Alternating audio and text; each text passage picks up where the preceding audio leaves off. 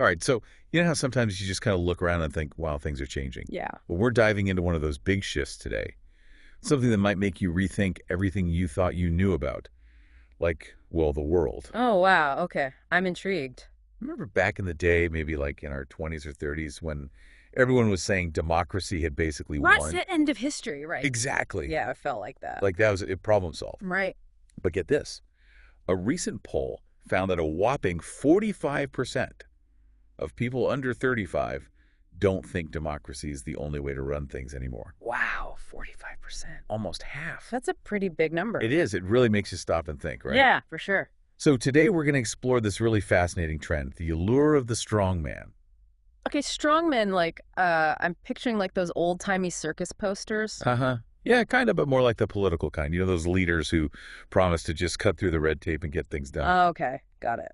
To help us unpack all of this, we're turning to a conversation on Dan Snow's History Hit podcast. Oh, I love his stuff. Me too. Yeah. He had some really sharp minds on the show.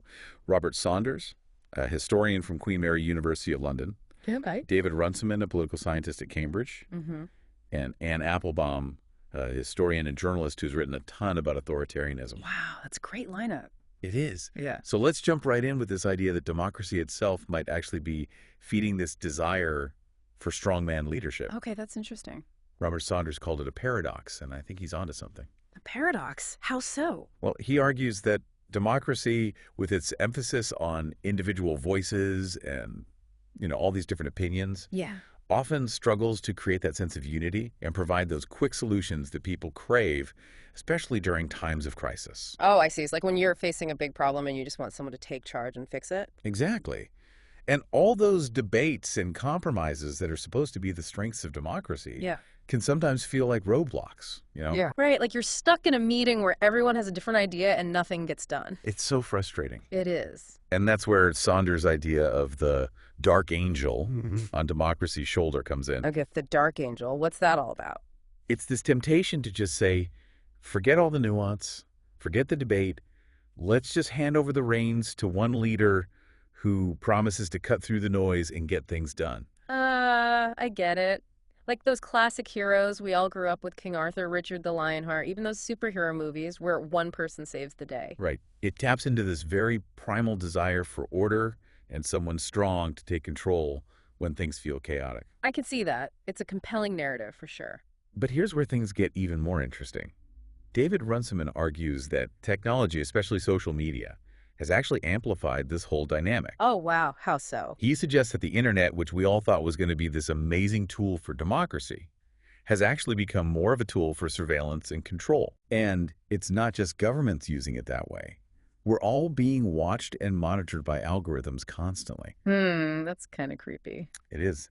Think about it. How much time do you spend on social media complaining about the world? Oh, a fair amount, I guess. Right. And how often do you actually feel like those complaints are leading to any real change? Good point. Runciman's argument is that while we're busy venting online, governments and corporations are using that data to track our every move and manipulate our emotions. Hey, it's like we're playing right into their hands. Kinda. We feel like we're participating in this big democratic conversation, but in reality, we're often just pawns in a much larger game. I see what you mean. Remember when we were all so excited about citizen journalism and how it was going to hold the powerful accountable? Oh, yeah, totally. What happened to that? Exactly. Instead, we're bombarded with information, often negative and anxiety-inducing, and it's hard to know what to believe anymore. It's overwhelming. It is. And that's exactly what Runciman's getting at. Even just searching for information on a specific issue can lead you down this rabbit hole of negativity. Oh, yeah, totally. You start with a simple question, and the algorithms just keep feeding you more and more alarming content, creating this distorted sense of reality. It's like being trapped in an echo chamber. Exactly. And that's the danger. This constant exposure to negativity can warp our perceptions and make us crave those simple, quick solutions that strongmen often promise. Even if those solutions aren't actually good for us in the long run. Exactly. That's a lot to think about. It is. But don't worry, it's not all doom and gloom. We'll be right back after a short break to explore the other side of this, the case for democracy, and why it's still worth fighting for. Okay, I'm ready for some hope. Okay, so we've been talking about how democracy might actually be pushing some people towards wanting strongman Right. leaders. It's like this weird paradox. It But is. before we all totally lose hope, Yeah. the experts on the podcast we're looking at also made a really strong case for democracy. Even with all its messiness. Yeah, democracy can be messy. It can. Sure. Anne Applebaum, she said something that really stuck with me. What was that? She said, and I'm quoting here, "There is no dictatorship that can maintain the interests of ordinary people in the long term." Wow, that's powerful. Right. It makes you think. It does, because those strongmen might Mhm. promise those quick and easy solutions, but history shows us that it doesn't really work out that way. Exactly. Especially when you look at the well-being of everyday people. Right, like if you're worried about climate change or the gap between the rich and the poor, Mm-hmm. which systems have actually been better at dealing with those big, complicated problems? Yeah, it's the democracies that have a better track record. Right, even if they're slower and messier. It's because they're designed to be more thoughtful. Exactly. They weigh different perspectives, try to find solutions that work for most people. It's a system that's built for the long haul. It is. David Runciman, he actually calls this whole strongman thing a myth. Yeah, he says that even if there are some wins at the beginning under these authoritarian leaders, Mm-hmm. those types of governments, they just can't adapt when things change. Oh, that's a good point. And things always change, right? They do. He uses the example of Pinochet in Chile. Oh, yeah. Pinochet did some things to change the economy, Huh. but at a huge cost. Right. His regime was brutal. It was. And in the end, it didn't create a good future for Chile. No, it didn't. Yeah. And that's the danger of putting all your faith in one leader. Yeah. No matter how great they seem. Because power corrupts, right? Right. It does. It really does. So where do we go from here? That's the big question. If democracy's having these problems, Yeah. and the strongman is looking more and more appealing to some people. What's the answer? Well, Runciman, he thinks we need to completely rethink how we do democracy. Okay. Interesting. He says holding on to the way we did things in the 20th century is just setting us up to fail. So we need a new approach. We do. He says we need to make our systems more adaptable, more responsive to what people actually need. Okay. So how do we do that? Well, he actually suggests something pretty radical. Oh, what's that?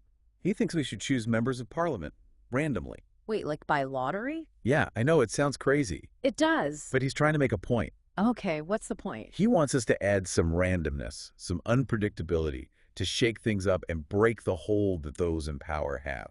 I see. So it's less about knowing exactly what's going to happen and more about being open to new ideas? Exactly. He calls it surprising politics. I like that. It's about being willing to experiment, to adapt, and to keep changing as the world changes. That's a pretty big shift in thinking. It is. But I think he might be onto something. Yeah, we can't just keep doing things the same old way and expect different results. Right. We have to be willing to try new things and be okay with a little bit of uncertainty. I think that's a good place to leave things for now.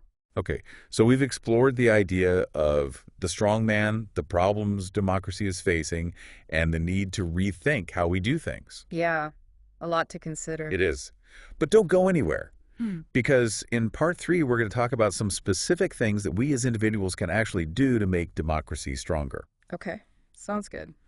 So we've talked about this whole strongman thing and how democracy is facing some tough challenges. Yeah, some pretty big ones. But now I kind of want to shift gears and talk about what we can actually do about it. Okay, yeah, that's the important part, right? It is. Yeah. If we really believe in democracy, Uh-huh. what can we do besides just, voting every few years? Yeah, because it's got to be more than just voting. Right. It's got to be about being active and participating. Absolutely. So where do we even start? Well, one thing we can definitely do is be really careful about the information we're taking in. Okay, so be more skeptical. Yeah, especially with social media and all these echo chambers online. It's so easy to just get caught up in all the outrage. It is. You see something that makes you mad, and then you just keep seeing more and more stuff that makes you even madder. Yeah, and it's all designed to keep us hooked. Exactly. So we have to be willing to step back and question things. To fact check and look for different perspectives. Yes, and to talk to people who disagree with us. That's hard. It is. But it's so important because democracy needs those different viewpoints. It's like when you're trying to solve a problem, Yeah, you need to hear from everyone involved, not just the people who agree with you. exactly.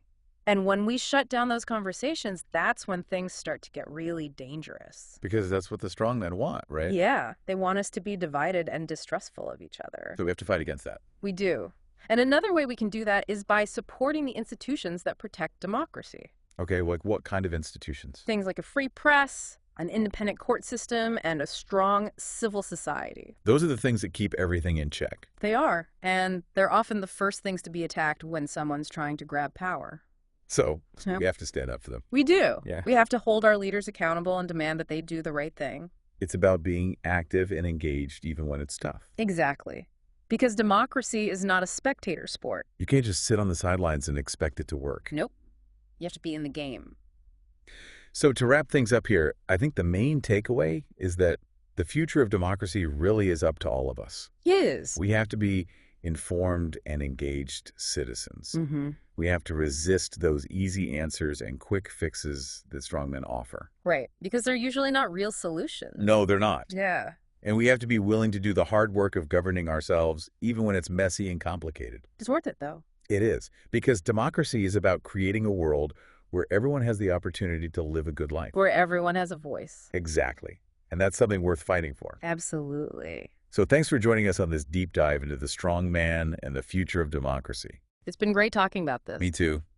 And if you enjoyed this conversation and you want to hear more like it, be sure to subscribe to The Deep Dive. We'll be back with more deep dives into fascinating topics that are shaping our world. Until then, keep questioning, keep learning, and keep pushing for a better future. We'll see you next time.